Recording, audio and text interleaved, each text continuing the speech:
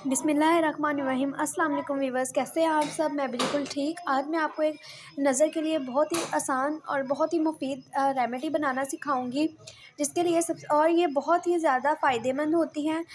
ये बुज़ुर्ग भी खा सकते हैं, जवान भी खा सकते हैं और बच्चे भी खा सकते हैं। इसके अंदर कोई भी ज़्यादा चीज़ें नहीं इस्तेमाल की गई, बहुत ही कम चीज़ों के साथ ये बहुत ही अच्छे तरीके से बन गई हैं। और इसके लिए सबसे पहले मैंने यहाँ पर लिए हैं अखरोट।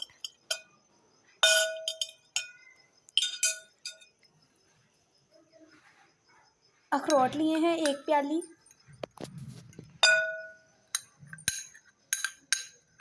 ठीक है। और सोगी लेनी है आपने 1 प्याली। ये थोड़ी सी मिश्री, ये कोपा है मेरे पास, थोड़ा सा कोकोनट। ये मैंने और हम मिश्री को पीस लेना है।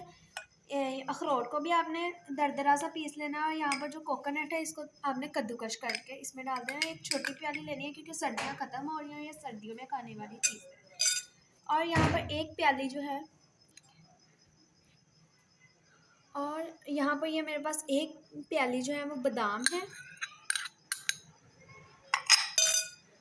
और यहाँ पर ये 1 प्याली आपने सौंफ का पाउडर ले लेना है। अगर आपको सौंफ का पाउडर नहीं अच्छा लगता तो आप इसको दरदरा सा पीस भी सकते हैं, वैसे भी डाल सकते हैं। और यहाँ पर अब मैंने तिल ले लिए हैं 1 प्याली। अब इन सब चीज़ों को हम मिक्स करेंगे।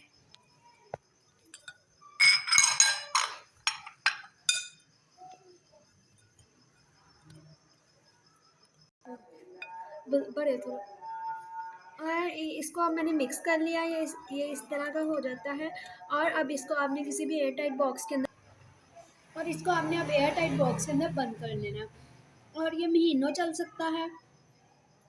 थोड़ा थोड़ा बनाएं, ये भी ना करें कि पूरा साल का बना के रख लें, इस तरह से इसको ख़राब हो सकता है। आपने ये कोशिश रखनी कि हर चीज़ सूखी हुई हो, किसी भी चीज़ के अंदर ज़रा सी भी नमी ना हो। इससे